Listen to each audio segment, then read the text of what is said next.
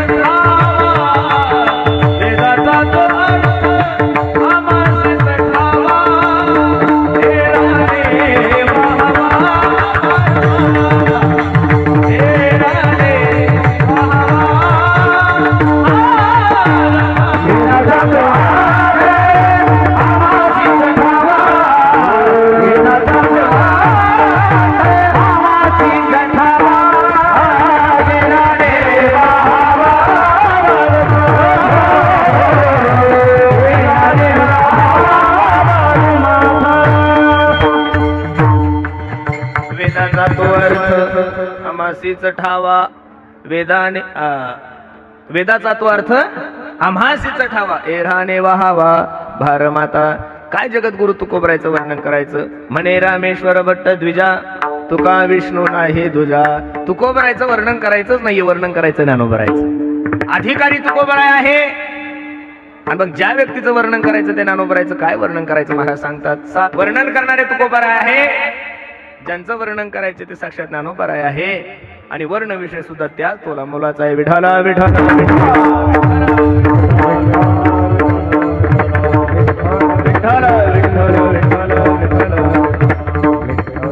बऱ्याचशा वेळेस या तिन्ही गोष्टी एका ठिकाणी सापडत नाही महाराज. आता जे दिंडी काढतात, जे सप्ताह करतात त्यांना माहित असतं. एखाद्या व्यक्तीने जर आपल्या कार्यक्रमासाठी 10,000 रुपये देणगी दिली की आमच्यासारखा कीर्तनकार गेला फिटा बांधत असताना तो कार्यकर्ता सांगतो, दादा ओ ओ ओ हा आमच्या गावचा कर नाही. काय म्हणतात लोक. माझी तरी विनंती आहे तुम्हाला, 10,000 कोणाला कर्ण करत बसू नका. कारण कर्णासारखा दातृत्ववान व्यक्ती या विश्वाच्या पाठीवर जन्माला आलेला नाहीये. महाभारतातला खूप गोड प्रसंग आहे. दुर्योधनाने आपल्या पत्नीला आणण्यासाठी कर्णाला पाठवलं. कर्णा जा माझ्या पत्नीला घेऊन ये. सुंदर असा सोन्याचा रथ तयार केलाय आणि कर्ण दुर्योधनाच्या पत्नीला आणण्यासाठी निघालाय. काही जंगली रस्ता असल्यामुळे काही जंगलातल्या लोकांनी रथ पाहिला, अडवला आणि सांगितलं, कर्णा तुझी कीर्ती ऐकून आम्ही, तुझ्या दारात आलेला व्यक्ती कधीच विनमुख जात नाहीये. परिस्थिती नाजूक आहे, पावसामुळे सर्वच नुकसान झालंय, काहीतरी मदत दे. कर्णाने विचार केला, हे जर लोक विनमुख गेले तर माझं सर्वस्व पुण्य घेऊन गेल्याशिवाय राहणार. अंगावर जेवढे काही दागिने होते, सोनं नाणं मुकुट फिकुट सर्व पितांबर वगैरे सर्व देऊन टाकला. परत रथ सुरू झाला. काही अंतरावर गेल्यानंतर परत रथ थांबला. काही लोकांनी अडवलं, कर्णा काहीतरी दे रे. आता कर्णाने विचार केला, माझ्याजवळ जेवढं होतं तेवढं मी दिलं, आता काही नाहीये. शेजारी दुर्योधनाची पत्नी बसलेली होती. त्यांच्या अंगावर पृथ्वी तुल्यासारखे अनमोल किमतीचे जे दागिने, ते दागिने काढले, कोणाला देऊन टाकले, त्या लोकांना देऊन टाकले. आता महिला मंडळीला दागिने किती आवडतात हे पुरुषांना सांगणं शक्यच नाहीये. का? ज्या दिवशी तुम्ही बाई असाल त्या दिवशीच कळेल, तोपर्यंत कळणार नाहीये. जसा रथ हस्तिनापूर मध्ये गेला, रथातून उतरली, थै थै थै थै थै थै करत मालकाकडे गेली. मालक कळतं का तुम्हाला काही? अगं काय झालं? माझ्या वडिलांनी लग्नामध्ये जे अनमोल किमतीचे दागिने दिले होते, कर्णाने ते सर्व दागिने काढले आणि त्या लोकांना दान देऊन टाकले. दुर्योधनाने हात जोडले, बाई बरं झालं कमीत कमी तू तर घरी आली. काय म्हणलं दुर्योधन? कर्ण दुर्योधन म्हणला, बाई बरं झालं कमीत कमी तू घरी आली. बरं झालं जंगलामध्ये तुला कोणी मागितलं नाही, नाही तर या बाबानं तुलाही देऊन टाकलं असतं. एवढा कर्ण दातृत्ववान होता. म्हणून 10,000 मध्ये कोणाला कर्ण करायचं नाहीये. ज्याचं वर्णन करायचं तो अयोग्य आहे, पण इथं वर्णन करणारे तुकोबराय आहे. ज्यांचं वर्णन करायचं ते साक्षात माझे ज्ञानोबराय आहे. आणि वर्ण विषय सुद्धा खूप सुंदर आहे. काही थोरा मोठ्या लोकांच्या मुखातून या कीर्तनाची या अभंगाची भूमिका अशी ऐकलेली आहे. एक धरणेकरी ज्ञानोबराच्या दरबारात बसलेला आहे, धरणं धरून बसलेला आहे की मला ज्ञान प्राप्त व्हावं, माझी समाजामध्ये कीर्ती वाढावी, माझ्याकडे सगळ्या गोष्टी याव्या. ज्ञानोबराने स्वप्नामध्ये दृष्टांत दिला, दादा हे बाळा आता हे कोर्ट बंद आहे, तू असं कर देहू गावला जाय. देहूचं कोर्ट सध्या चालू आहे. तो मनुष्य सकाळी उठला आणि देहू गावात गेला. आई साहेबाला विचारलं, आई साहेब मालक कुठे? आई साहेबांना सांगितलं भंडाऱ्या डोंगरावर गेलेले भजनासाठी. तुकोबराय झाडाखाली बसलेले होते, भजन चालू होतं. हा जसा गेला तसा तुकोबरायला प्रणाम केला. श्री संताची माथा चरणावरी साष्टांग हे करी, साष्टांग हे करी.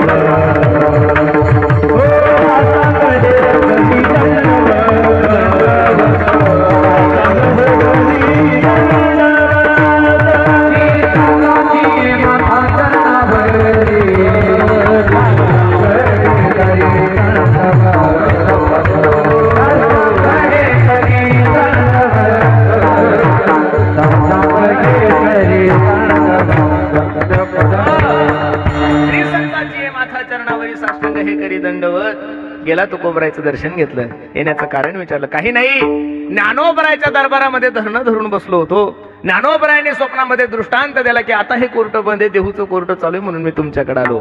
हे वाक्य ज्यावेळेस माझ्या जगद्गुरु तुकोबरायने ऐकलं ना, तर तुकोबरायच्या डोळ्याला धारा लागल्या. काय माझ्या संप्रदायाची परंपरा आहे, ज्याला कळली त्याला कळली. अरे ज्ञानोबरायसारख्या एका महात्म्याने, योगियांची माऊली आहे, साधकाचा मायबाप आहे, अनाथाची माय आहे, अशा असणाऱ्या ज्ञानोबरायनी जगद्गुरु तुकोबरायला मान द्यावा. आणि तुकोबरायने ज्ञानोबरायने माझ्याकडे पाठवल्यानंतर तुकोबरायच्या मुखातले उद्गार आहे, मज पामरा हे काय मज पामरा हे काय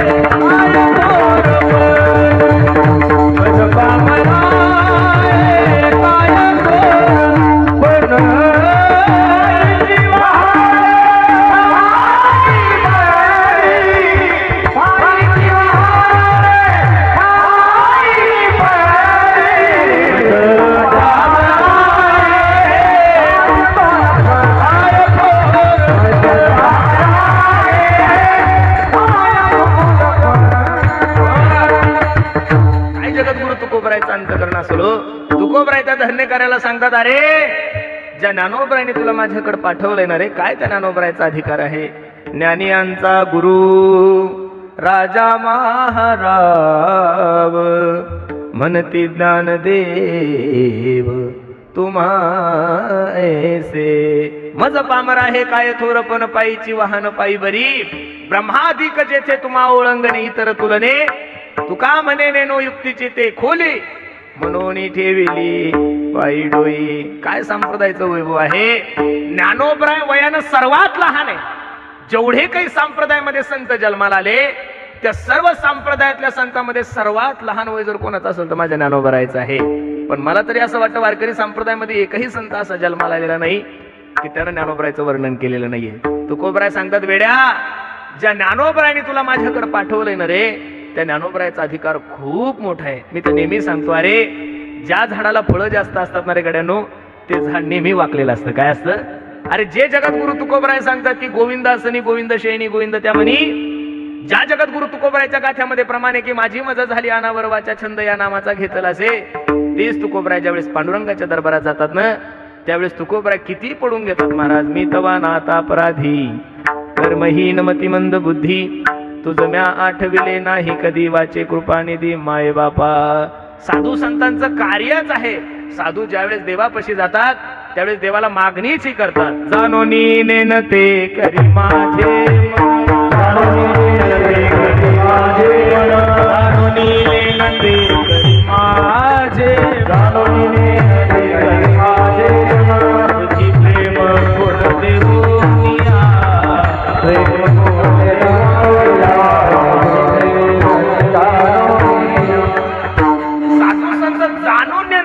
सगळ्या गोष्टी. तुकोबरायचं जीवन जर पाहिलं तर एक क्षण सुद्धा तुकोबरायचा विठ्ठला विना पांडुरंगा विना गेला नाही. पण तुकोबराय देवाला सांगत असताना सांगतात, तुझं म्या आठविले नाही कधी वाचे कृपा निधी माय बापा. साधूची कृपा माझ्या जीवनामध्ये व्हावी, साधूने माझा स्वीकार करावा, याच्यासाठी तुकोबरायने ज्ञानोबराय साधू संत मंडळीला ज्यावेळेस विशेषण दिले तेवढे किती सुंदर आहे. कृपाळू सज्जन तुम्ही संत जन, हेची कृपा दान तुमचे मज, आठवण तुम्ही द्यावी पांडुरंगा, किंव माझी सांगा का कुलती अनाथ अपराधी पतित आगळा, परिपाया वेगळा नका करू. त्या धन्य करायला तुकोबराय सांगतात, ज्या अपेक्षेनं तू ज्ञानोबरायच्या दरबारात बसला होता, ज्या इच्छेनं तू ज्ञानोबरायच्या दरबारात बसला होता, त्या ज्ञानोबरायचं वर्णन करत असताना तुकोबरायने किती तोंड भरून वर्णन केलंय. अभंगाचं पहिलं चरण.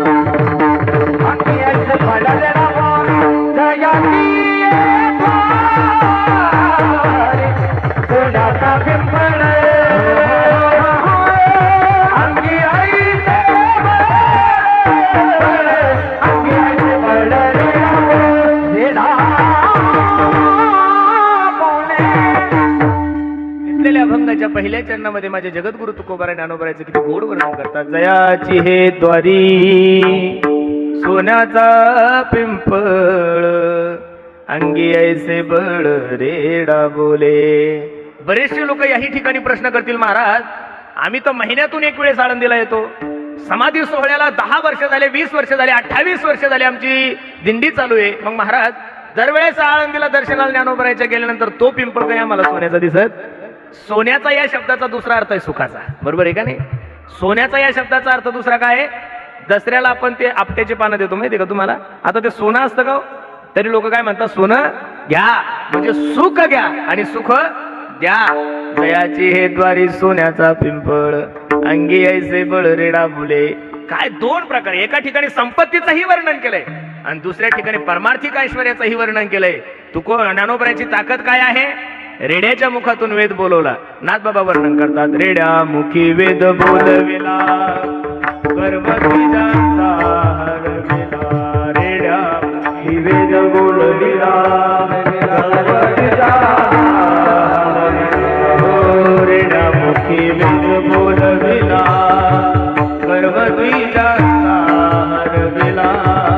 रेड्या मुखी वेद बोलविला, गर्भबीजांचा हरविला. शांती रूप प्रगटला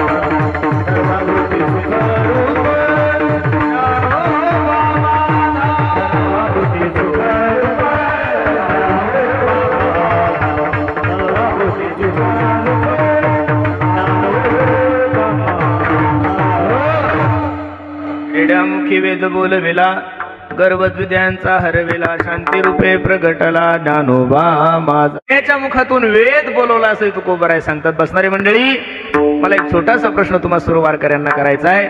ज्ञानोबराय सारख्या महात्म्याच्या जीवनामध्ये, ज्ञानोबराय सारख्या योग्याच्या जीवनामध्ये असा कोणता प्रसंग आला असावा की ज्ञानोबरायला समाजाने एवढा मोठा चमत्कार करण्यासाठी भाग पाडलाय? मी माफी मागून एक वाक्य बोलण्याचं धाडस करू. या महाराष्ट्राला लागलेली सगळ्यात मोठी एक कीड सांगतो गड्यांनो तुम्हाला.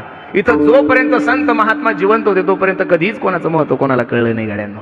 इथं माणसाला सिद्ध होण्यासाठी, इथं मी खूप चांगला पखवाज वादक आहे, मी खूप चांगला कीर्तनकार आहे, मी खूप चांगला परमार्थिक आहे, मी खूप चांगला समाजसेवक आहे, हा सिम्बॉल माणसाला लागण्यासाठी माणसाला मरावं लागतो महाराज. मरेपर्यंत लोकांना अजिबात कळालं नाहीये. त्या काळामध्ये सुद्धा ज्ञानोबरायला विरोध झालाच ना महाराज. अरे ज्ञानोबराय सारख्या महात्म्यानं जर ताटी लावून बसले तर आपल्यासारख्या लोकांचं काय घेऊन बसले महाराज? ज्ञानोबराय तुमच्या आणि माझ्या उद्धारासाठी आलेले होते, ज्ञानोबराय तुमच्या आणि माझ्या हितासाठी आलेले होते. पण त्या ज्ञानोबरायचं संसारिक जीवन एवढं अवघड होतं महाराज, मधुकरी तर भेटतच नव्हती. पण मधुकरीच्या जोडीमध्ये माती कालवली लोकांनी. आणि मी तर नेहमी सांगतो, अरे दुसऱ्या धर्मातल्या लोकांनी विरोध केला साहजिक आहे, पण ज्यावेळेस आपलेच लोक आपला विरोध करतात त्यावेळेस निश्चित मनुष्य खचून जातो. ज्ञानोबरायला वाईट वाटलं की आपण ज्यांच्यासाठी आलोय या लोकांसाठी माझ्या आई वडिलांनी देहांत प्रायश्चित्त घेतलंय आणि त्या लोकांनी इंद्रायणीवर स्नान सुद्धा करू देऊ नये. इंद्रायणीवर स्नानासाठी गेल्यानंतर म्हणावं, ज्ञाना इंद्रायणीवर स्नान करू नको, इंद्रायणी वाटल. अरे ज्या इंद्रायणीला पवित्र पण माझ्या ज्ञानोबरायच्या चरणामुळे आहे, ज्या इंद्रायणीला शुद्धता सुद्धा माझ्या ज्ञानोबरायच्या चरणामुळे आहे, त्या ज्ञानोबरायने इंद्रायणीवर स्नान केल्यानंतर लोकांनी ज्ञानोबरायला बोलावं. सिद्धेश्वराच्या मंदिरात गेल्यानंतर लोकांना बोलावं. अरे मांडे खाण्याची इच्छा झाली तर मांडे सुद्धा लोकांनी बनवण्यासाठी काय दिलं नाही? खापर दिलं नाही. माफी मागून एक वाक्य बोलू. जेवढा त्रास ज्ञानोबराय तुकोबरायला झाला तेवढा जर त्रास आजकालच्या कीर्तनकारांना झाला असता तर माळी तोडल्या असत्या महाराजांनी, परमार्थ सोडून दिला असता, ऊस तोडी गेले असते. खरं सांगतो तुम्हाला, आपल्याला तर अजिबात कोणत्या गोष्टी सहन होत नाही. अरे तुकोबराय सारख्या माणसाच्या अंगावर गरम पाणी टाकावं. कोपला पाटील गावीची ही लोक, आता मज भीक कोण घाली. ज्ञानोबरायांना शुद्धीपत्र मिळावं म्हणून पूर्वीचं धर्मपीठ कोणतं होतं? पैठण होतं. कोणतं होतं? पैठण होतं. निवृत्तीनाथ दादा, सोपान काका, मुक्ता आणि ज्ञानेश्वर महाराज पैठणला गेले आणि पैठणला गेल्यानंतर त्या ब्राह्मणांना सांगितलं, अहो आम्हाला शुद्धीपत्र मिळावं, आमची मुंज व्हावी, याच्यासाठी आमची आई रुक्मिणी वडील विठ्ठल पंतांनी देहांत प्रायश्चित्त घेतलंय. तरी सुद्धा आम्हाला तुम्ही शुद्धीपत्र देत नाहीये, समाजामध्ये सामावून घेत नाहीये. त्यावेळेस त्या ब्राह्मणाचा आणि ज्ञानोबरायचा संवाद झाला. आता ज्ञानोबराय होते महाराज, ते ज्ञानोबरायला कळालं जोपर्यंत तुम्ही चमत्कार करत नाही तोपर्यंत लोक नमस्कार करत नाही. त्या ब्राह्मणासमोर त्या ब्राह्मणाचं गर्व नष्ट व्हावं, त्यांची दृष्टी उघडावी, याच्यासाठी ज्ञानोबरायने पहिला चमत्कार केला. मैसी पुत्रा मुखे बोलवणे श्रुती. महाराज सांगतात जयाची हे द्वारी सोन्याचा पिंपळ, अंगी ऐसे बळ रेडा बोले. त्यांच्या अंगामध्ये काय बळ आहे? रेड्याच्या मुखातून माझ्या ज्ञानोबरायने काय बोलवलाय? ऋग्वेद बोलवलाय. मग आता ज्यांच्या दारामध्ये सोन्याचा पिंपळ आहे, जे रेड्याच्या मुखातून वेद बोलू शकतात, ते काय करू शकत नाही? हे महाराज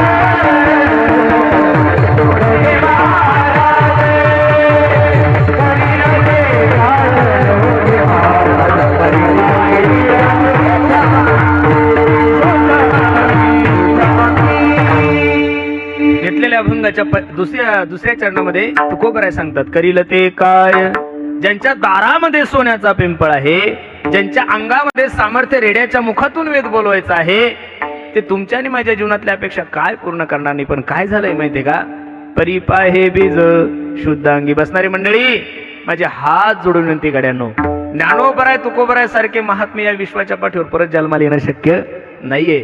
काय नाही करू शकत अरे, त्यांनी ठरवल्यानंतर ते रेड्याच्या मुखातून वेद बोलू शकतात, त्यांनी ठरवल्यानंतर ते निर्जीव भिंत चालू शकतात, त्यांनी ठरवल्यानंतर ते स्त्रीचा पुरुष करू शकतात, त्यांनी ठरवल्यानंतर ते पाठीवर मांडे बाजू शकतात.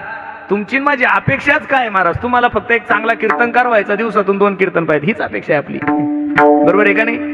तुमची आणि माझी अपेक्षा तरी काय, तुम्हाला काही भगवंताची कृपा व्हावी इथं अपेक्षा कोणाचीच नाहीये. बरोबर आहे का नाही? एक चांगला पखवाज आम्ही महाराष्ट्रात प्रसिद्ध झालो पाहिजे, माझी कीर्तन लोकांनी ऐकले पाहिजेत, एक चांगली गाडी आली पाहिजे, एक चांगला बंगला असला पाहिजे. याच्यापेक्षा आपल्यासारख्या जिज्ञासू साधकाची वृत्ती तरी दुसरी कोणती असू शकते? मग जे ज्ञानोबराय सर्व काही देऊ शकतात, तुमच्या आणि माझ्या छोट्या अपेक्षा खूप छोट्या आहेत.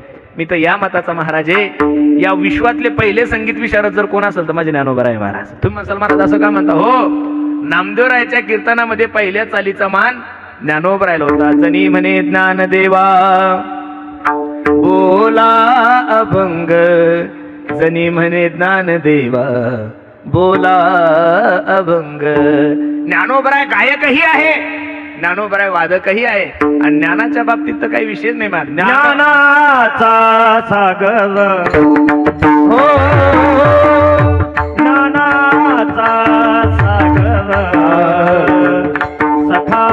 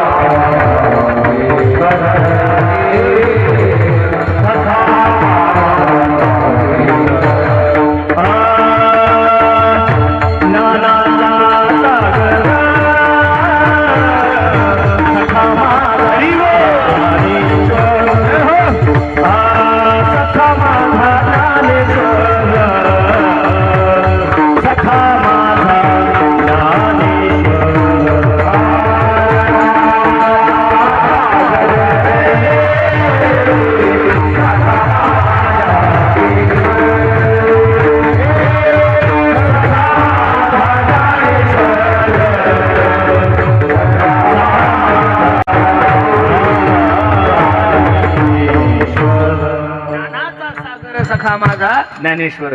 ते काहीही देऊ शकतात, फक्त त्या श्रद्धेने त्या भावनाने आपण काय केलं पाहिजे, ज्ञानोबरायकडे गेलं पाहिजे. महाराज सांगतात, करील ते काय नो हे महाराज. अरे आपल्यासारखे पोरं कीर्तन करतायत, पखवाज वाजवतायत, असं समजा ज्ञानोबरायचीच कृपा आहे ना महाराज. नाही तर हजारो मुलं या आळंदीमध्ये आले, हजारो मुलं आळंदीतून निघून गेले, प्रत्येकालाच थोडा पखवाज जमलाय महाराज, प्रत्येकाला गायन नाही जमलं. मी तर नारदाच्या गादीवर नेहमी कीर्तनातून एक वाक्य सांगतोय, आपण ज्या 2-4 चाली म्हणतोय, आपण जे 2-4 बोल वाजवतोय, आपण जे 2-4 कीर्तन करतोय, मला तर असं वाटतं ज्ञानोबरायांनी त्यांच्या मधुकरीतून दिलेला तुम्हाला प्रसादच आहे महाराज. हा बस, ही भूमिका जर ठेवली तर कोणत्याही गोष्टीची कमी पडणार नाही. करील ते काय नो हे महाराज, पण परिपाहे बीज शुद्धांगे. ज्ञानोबरायच्या महाराष्ट्रात राहून, तुकोबरायच्या महाराष्ट्रात राहून सुद्धा काही लोकांना ज्ञानोबरायचा समाधी सोहळा माहित नाहीये, तुकोबरायचा बीजेचा उत्सव माहित नाहीये. ज्ञानोबराय तुकोबरायचं काय सामर्थ्य. मी 2008 का 9 वृंदावनला शिकण्यासाठी गेलो होतो, भागवत शिकण्यासाठी. तर आम्ही जिथं भोजन घ्यायचो, आम्ही जिथं प्रसाद घ्यायचो, ती शाखा राम सुद्धाजी यांची होती. गीता मंदिर त्या शाखेचं नाव होतं. तिथले जे महात्मा होते ते एवढे कडक होते, बापरे बाप, एकही विद्यार्थी त्यांच्या समोर जात नव्हता. पण लहानपणापासून स्वभाव थोडा विचित्र आहे, जिथं कोणी जात नाही तिथे जायची हौस पहिल्यापासून आहे. आता ते महात्मा त्यांच्या रूम मध्ये वाचन करत असताना मी गेलो. मग मी म्हणलं पाहिजेत ना, स्वामीजी मी अंदर आऊ, मी आत येऊ, मी आय कमीन सर, काहीच नाहीये. मी जसं गेलो तसं स्वामीजींच्या रूम मध्ये गेलो. स्वामीजी वाचन करत होते, स्वामीजीने माझ्याकडे बघितलं. त्या डोळ्यातलं तेज ब्रह्मचारी महात्मा होता, वैराग्य संपन्न महात्मा होता. त्यांनी बघितल्यानंतर मला पुढेही जाता येणार, मागेही जाताना मी थर थर थर थर कापायला लागलो. कसं तरी मागं वळालो आणि बाहेर जावं म्हणून माझं लक्ष त्यांच्या देवघराकडे गेलं. लक्ष देऊन ऐका. त्यांच्या देवघरामध्ये एकेकूण ज्ञानेश्वर महाराजांचा फोटो होता, एकीन तुकोबरायचा फोटो होता. मला थोडा संकोच वाटला. वृंदावन मध्ये राहणारा महात्मा, इथं सर्व भगवान श्रीकृष्णाचे भक्त आहे, इथं सर्व राधाराणीचे भक्त आहे, आणि हा महात्मा वृंदावन मध्ये राहून त्यांच्या देवघरामध्ये ज्ञानोबरायचा आणि तुकोबरायचा फोटो का? मी हळूच त्या स्वामीजींकडे गेलो, दर्शन घेतलं. मला स्वामीजी बोलो, पंडित म्हणायचे, अरे बोलो पंडित क्या है? मैंने बोला स्वामीजी आप तो ब्रज रसिक हो, यहाँ तो सिर्फ राधारानी के और भगवान कन्हैया के भक्त है, तो फिर आपके मंदिर में ज्ञानेश्वर महाराज और तुकाराम महाराज का फोटो क्यों है? त्या महात्म्याच्या डोळ्याला धारा लागल्या आणि त्या महात्म्याने सांगितलं, पंडित हम लोग वृंदावन में रह के जब उदास हो जाते, काय वाक्य वापरलं त्यांनी? हम लोग वृंदावन में रह के जब उदास हो जाते हैं तो हम लोग हमारा मन प्रसन्न करने के लिए आनंदी और देहू आते हैं. महाराज थोडं होतं ते. अरे सर्वांना इथं या वाटतं, यात नवल नाहीये. विश्वाच्या मालकाने सुद्धा नामदेव रायाला सांगितलंय, नामा म्हणे देवा चला लाया, नामा म्हणे देवा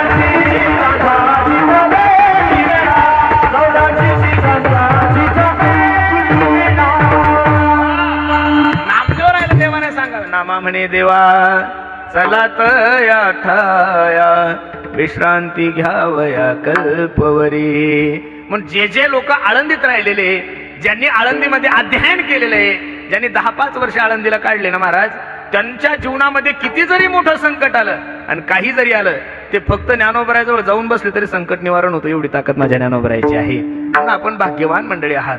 आपण ज्ञानोबराय सोडून तुकोबराय सोडून दुसरीकडे गेलंच नाही पाहिजे. पण आपलं नशीब एवढं खराब आहे, घरी कामधेनू काय, पण जर्सीचं दूध प्यायची सवय झालेली आहे आपल्याला. घरी काय आहे? कामधेनू काय आहे, पण जर्सीचं दूध प्यायची सवय झाली. म्हणून तो तुकोबराने शब्द वापरलाय, परिपाहे बीज शुद्ध अंगी. काय ज्ञानोबरायचं सामर्थ्य आहे? तुम्ही जर तिरुपतीला जर गेले ना दर्शनाला, तर एका टायमाला 25,000 लोक जेवतील एवढी व्यवस्था तिरुपतीकरांनी केलेली आहे. तुम्ही जर शिर्डीला गेले तर 5,000 लोक त्या अन्नक्षेत्रामध्ये एका टायमाला जेवण करतील, एवढं सुंदर अन्नक्षेत्र आहे. तिरुपतीला जर गेले तर अन्नम पप्पा, फक्त नुसतं सांबर आणि भात, बाकी तिथं काही भेटत नाहीये. शिर्डीला जर गेले तर चपाती भाजी भात दररोजचं एक मिष्टान्न असतं. बऱ्याचशा ठिकाणी अन्नक्षेत्र वेगळे वेगळे, पण ज्ञानोबरायांनी जे अन्नक्षेत्र टाकलं ते विश्वाच्या मालकाला सुद्धा जमलं नाही. अभंगाचं 3रं चरण.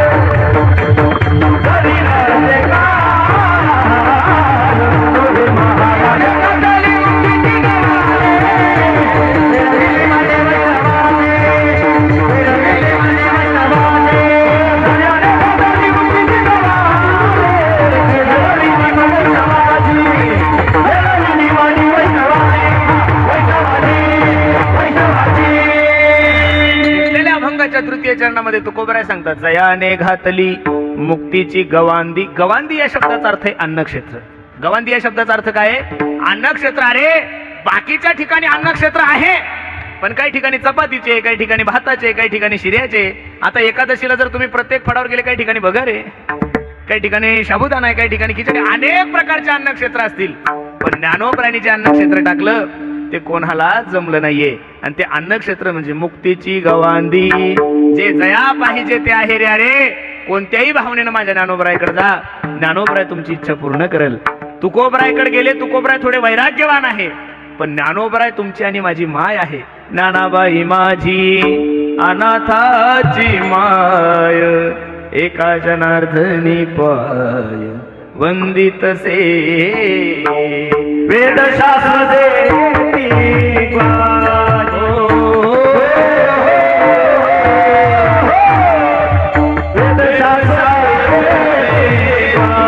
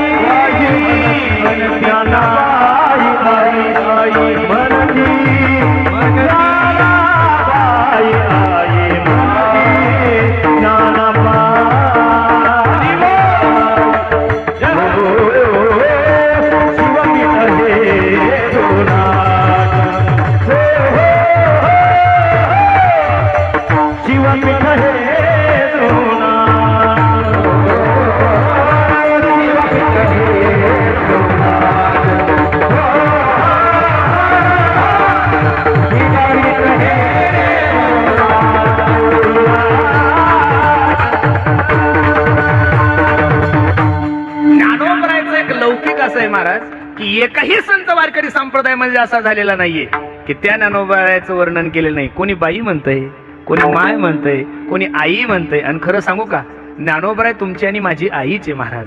अरे आपल्यासारखी विचित्र पोरं जी माय सांभाळून घेते ती काय साधी मोठी मामुली असेल का? बरोबर आहे का नाही?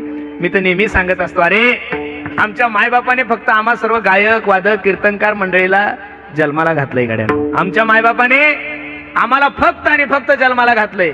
पण मी नारदाच्या गादीवरून एक वाक्य बोलण्याचा धाडस करतोय. आज एवढा मोठा मान, एवढं मोठं वैभव जर कोणत्या आईनं निर्माण केलं असेल तर त्या आईचं नाव फक्त ज्ञानोबराय आहे महाराज. खरंच सांगतो तुम्हाला, ज्ञानोबरायची कृपा झाल्यानंतर जीवनामध्ये कोणत्याच गोष्टीची कमी नाही. मी तर नेहमी सांगतो, माऊली अद्भुत नजारा तेरे आलंदी में, माऊली अद्भुत नजारा तेरे आलंदी में है, बेसहारों को सहारा तेरे आलंदी में है. अरे चांगल्या लेकरांचा तर कोणीही सांभाळ करेल महाराज. एखादं गोंडस लेकरू असेल त्याला कोणीही जवळ करेल. पण अनाथाचा सांभाळ करणारी जर माय या जगामध्ये कोण असेल तर ती फक्त आणि फक्त माझी ज्ञानाबाई. विठाला विठाला विठाला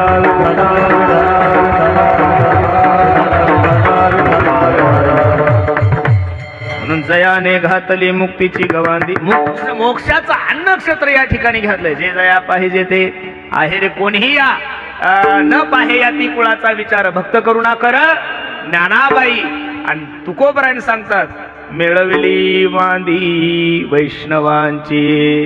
सर्वात मोठे जर वैष्णव कोण असेल तर ज्ञानदेव वैष्णव मोठा. सर्वांना समाविष्ट करून घेतलंय आणि सर्वांना हे जे लोपलेलं ज्ञान आहे ते जगामध्ये जर उघड कोणी केलं असेल तर ते फक्त आणि फक्त माझ्या ज्ञानोबरायनं. अरे लोक म्हणतात गड्यानो की आम्ही पुरोगामी विचाराचे आहोत, आम्ही असे आहोत, आम्ही तसे आहोत. मला तर असं वाटतं पहिला जातीवादाचा कायदा सर्वांनी एकत्रित राहावं हा जर पहिला कायदा या महाराष्ट्रामध्ये कोणी पारित केला असेल तर तो फक्त आणि फक्त माझ्या ज्ञानोबरायांनी या रे लहान थोर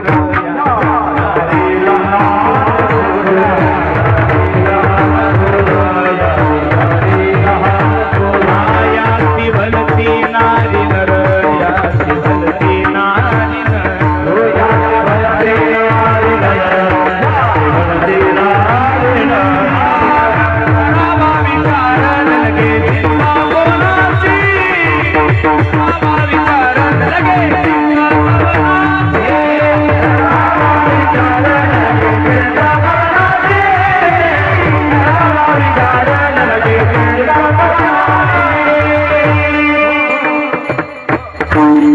यारे लहान थोर याती भलती नारी नर करावा विचार लगे चिंता कोणाची. सर्वांना एकत्रित आणण्याचं काम जर कोणी केलं असेल तर ते फक्त आणि फक्त माझ्या ज्ञानोबरायांनी केलं. म्हणून मिळविली मांदी वैष्णवांची. महाराज सांगतात ज्यांच्या दारामध्ये सोन्याचा पिंपळ आहे, ज्यांच्या अंगामध्ये रेड्याच्या मुखातून वेद बोलवण्याचं सामर्थ्य आहे, अशा ज्ञानोबरापाशी कोणत्या सुखाची कमी असणार आहे. तुकोबरा तुका म्हणे ते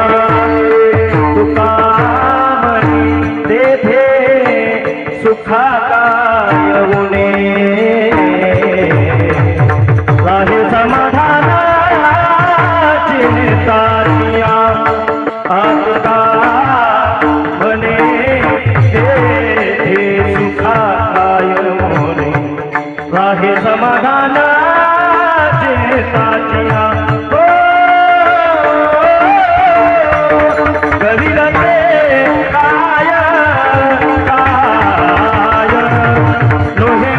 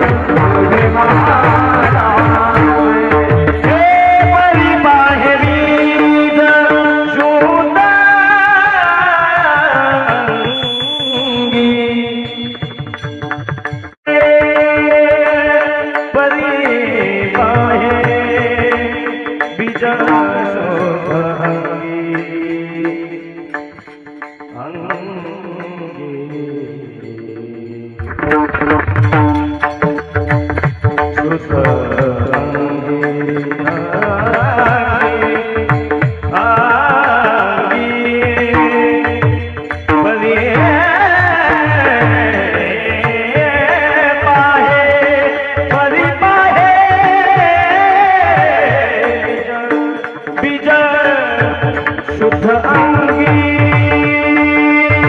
शुद्ध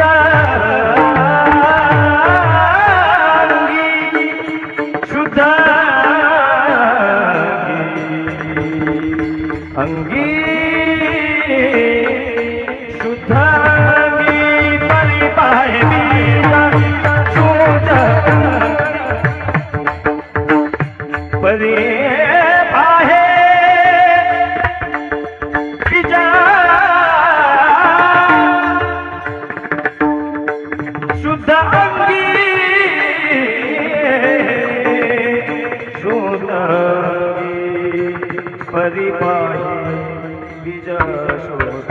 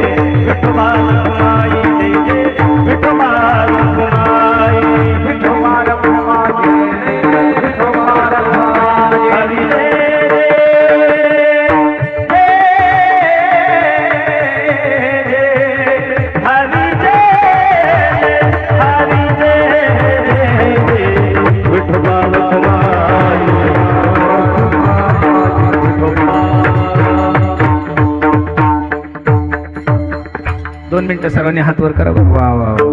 फक्त समाधी सोहळा आहे, झालंय आपलं कीर्तन. ज्ञानोबाराया माझ्या तुकोबाराया. सर्वांनी बोला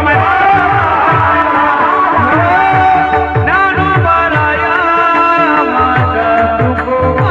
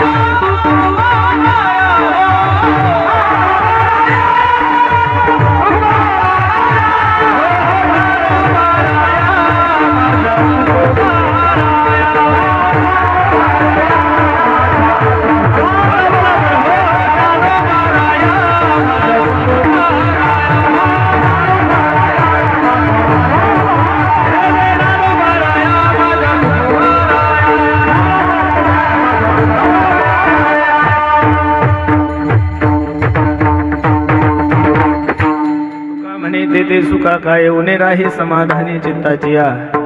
करील ते काय नो हे महाराज परिपाहे बीज शुद्धांगी. अभंगाची सरळ भूमिका मी तुम्हा सर्व मंडळी समोर ठेवली. आपण सर्व भाग्यवान मंडळी आहोत की ज्ञानोबरायाच्या समाधी सोहळ्यानिमित्त आपण सर्व मंडळी उपस्थित आहोत. या समाधी सोहळ्याला माझ्या ज्ञानोबरायाच्या दरबारामध्ये आपण एकच मागायचं. मला तरी असं वाटत नाही की मी ज्ञानोबरायाच्या दर्शनाला गेलो दुसरं काही मागायचा प्रयत्न केला. का? पांडुरंगालाही मागायची गरज पडली नाही, कोणत्या देवालाही मागायची गरज पडली नाही. तुम्ही म्हणसाल महाराज असं का बोलता? माझ्या ज्ञानोबरायांनी जेवढं दिलं की दुसऱ्याच्या दारात जायची गरजच पडली नाही. महाराज खरं सांगतो तुम्हाला, ज्ञानोबराय तुमची आणि माझी आई आहे. आणि त्या ज्ञानोबरायाच्या दरबारात जाऊन आपलं मस्तक त्या समाधीवर ठेवल्यानंतर फक्त ज्ञानोबरायाला एवढी विनंती करा, माऊली तुम्ही दिलेलं आमच्याकडे सर्व काही आहे, याच्यात अजिबात अजून भर नका टाकू. तुम्ही जे दिलं त्याच्यामध्ये आम्ही खूप समाधानी आहोत. पण जोपर्यंत आमच्या शरीरामध्ये प्राण आहे तोपर्यंत आमच्यासारख्या लेकराकडून असं कोणतंच कार्य होऊ देऊ नका जेणेकरून संप्रदायाचं नाव जाईल. एवढी जर मागणी मी ज्ञानोबरायाकडे आपण सर्वांनी केली तर मला असं वाटतं निश्चित ज्ञानोबरायांनी ही आपली मागणी पूर्ण करावी. तो का म्हणे